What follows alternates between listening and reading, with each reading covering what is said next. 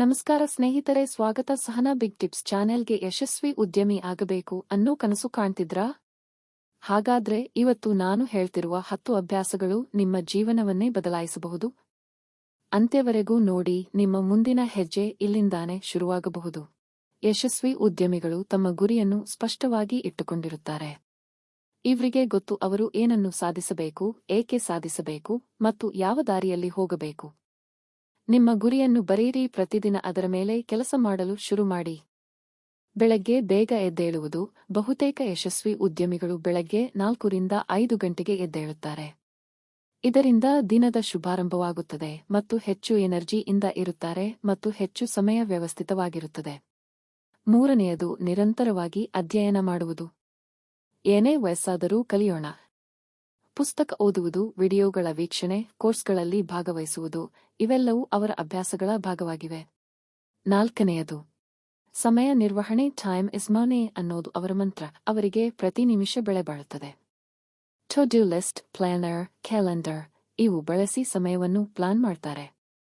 ಐದನೆಯದು, ಸಂಬಂಧಗಳನ್ನು ನಿರ್ಮಿಸುವುದು. ಸಫಲ ಉದ್ಯಮಿಗಳು ತಾವು ಯಾರ ಜೊತೆ ಹೆಚ್ಚು ಸಮಯ ಕಲಿಯಬೇಕು ಬಹಳ ಗಂಭೀರವಾಗಿ ತೆಗೆದುಕೊಳ್ಳುತ್ತಾರೆ.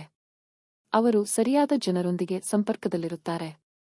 ಆರನೆಯದು, ಆರೋಗ್ಯಕ್ಕೆ ಮಹತ್ವ. ಬಿಸಿನೆಸ್ ಮಾತ್ರ ಅಲ್ಲ, ಶರೀರವು ಈಕ್ವಲಿ ಇಂಪಾರ್ಟೆಂಟ್.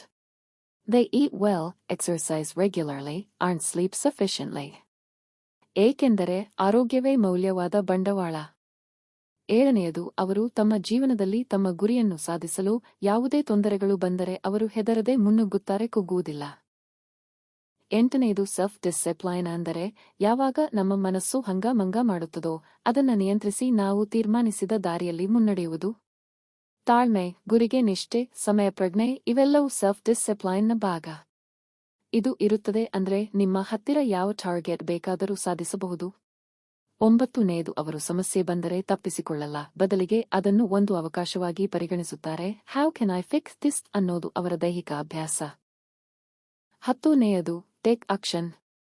ಆಲೋಚನೆ ಮಾತ್ರ ಸಾಲದು. ಸಾಧನೆ ಮಾಡಬೇಕಾದರೆ ಆಕ್ಷನ್ ತೆಗೆದುಕೊಳ್ಳಬೇಕು. ಯಶಸ್ವಿ ಉದ್ಯಮಿಗಳು ಕೆಲವೊಮ್ಮೆ ಇನ್ಪರ್ಫೆಕ್ಟ್ ಆಗಿದ್ದರೂ ಕೂಡ ಒಂದು ಹೆಜ್ಜೆ ಮುಂದೆ ಇಡುತ್ತಾರೆ. ಇವು ಯಶಸ್ವಿ ಉದ್ಯಮಿಗಳ 10 ಶಕ್ತಿ ತುಂಬಿದ ಅಭ್ಯಾಸಗಳು. ಇವನ್ನ ನಿಮ್ಮ ದಿನಚರಿಯಲ್ಲಿಟ್ಟು ಪ್ರಯತ್ನ ಮಾಡಿ. ಒಂದೇ ತಿಂಗಳಲ್ಲಿ ನಿಮಗೆ ಬದಲಾವಣೆ ಸಿಗುತ್ತದೆ. ನಿಮಗೆ ಯಾವ ಹ್ಯಾಬಿಟ್ ಇಷ್ಟವಾಯಿತು? ಕಮೆಂಟ್ನಲ್ಲಿ ಹೇಳಿ. ಇಂತಹ ಇನ್ನಷ್ಟು ಬಿಸಿನೆಸ್ ಟಿಪ್ಸ್ಗಾಗಿ ಸಹನಾ ಬಿಗ್ ಟಿಪ್ಸ್ ಚಾನಲ್ಗೆ ಸಬ್ಸ್ಕ್ರೈಬ್ ಮಾಡಿ, ಬೆಲ್ ಬಟನ್ ಒತ್ತಿ. ನಾಳೆ ಮತ್ತೆ ಹೊಸ ವಿಷಯದೊಂದಿಗೆ ಭೇಟಿಯಾಗೋಣ. ಧನ್ಯವಾದಗಳು. ಜಯವಂತರಾಗಿರಿ.